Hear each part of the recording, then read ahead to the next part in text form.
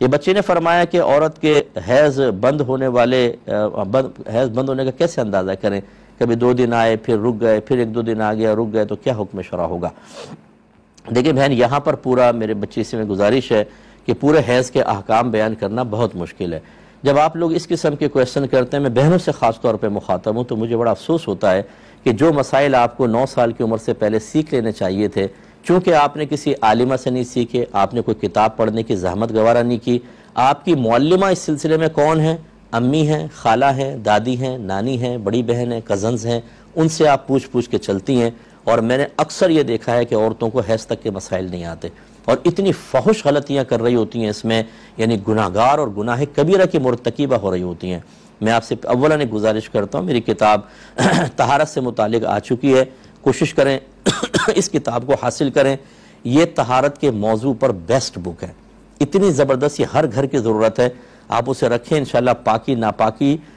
سے متعلق کوئی مسئلہ، مجھے امید اللہ کی رحمت سے ایسا نہیں ہوگا جو اس کتاب میں آپ کو نہ مل جائے، یعنی جو آپ کی ضرورت کو، مراد یہ کہ جو آپ کی ہر ضرورت پوری کر دے گی۔ اس میں حیض و نفاس کا چیپٹر بھی ڈالا ہے، وہ ضرور پڑھیں۔ تو بہرحال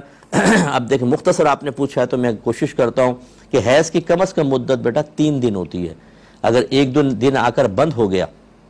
اور اگلے 15ویں روز تک نہیں آیا تو بس یہ استحاضہ کہلاتا ہے، بیماری کا خون۔ ہاں، اگر 15 روز کے اندر دوبارہ آ گیا تو پھر یہ بیچ میں حیض بنے گا، ٹھیک ہے؟ تو یہ عمومی طور پر ایسے ہوتا ہے کہ 1-2 دن آیا پھر بالکل ہی بند ہو گیا تو پھر یہ استحاضہ ہے، لیکن اگر 3 دن تک لگاتار آیا تو یہ حیض ہوتا ہے۔ اس کے بعد مثال کے طور پہ 1-2 دن اور آیا پھر بند ہو گیا تو یقینی سی بات ہے کہ اگر آپ کی عادت یہی ہے، لیکن جیسے آپ نے لکھا کبھی آتا ہے کبھی اس طرح، تو آپ نے دیکھا کہ پورا دن نکال دیا، حیض نہیں آیا تو آپ غسل کر کے نماز شروع کر دیں گی،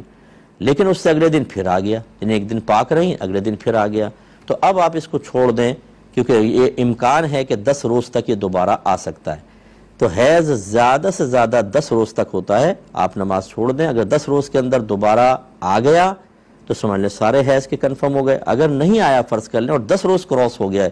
تو پھر بس سمجھ لیں کہ وہ جتنے دن حیض آیا تھا وہ حیض کے ہیں، اور باقی آپ کے پاکی کے ایام تھے، لیکن آپ نے احتیاط کی وجہ سے نماز چھوڑی تھی، تو وہ جو باقی کے ایام ہوں گے ان کی نماز قضا کریں گے آپ، اور گناہگار نہیں ہوں گے، اور باقی جو حیض کے ایام تھے ان میں نمازیں وغیرہ معاف ہوں گے۔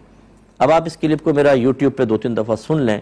ہو سکتا ہے کہ ساری سچویشن سمجھ میں نہ آئے۔ میں نے آپ کو جیسے بتایا اس کے مسائل بہت طویل ہوتے ہیں، اس کی مختلف سچویشن ہوتی ہیں، آپ میری کتاب پڑھ کر دیکھ لیں حیض کی، انشاءاللہ ایک جگہ ایسی میں نے معلومات اکٹھی کر دی ہیں، اگرچہ تمام میرے بزرگوں کا ہی فیض ہے، میرا کوئی کمال نہیں ہے، کہ آپ انشاءاللہ جب ہماری بہنیں پڑھیں گی تو نہ صرف آپ خود حیض کے مسئلے جانیں گی بلکہ دوسری خواتین کو سکھا سکتی ہیں۔ اللہ تعالیٰ عمل کی توفیق عطا فرمائے۔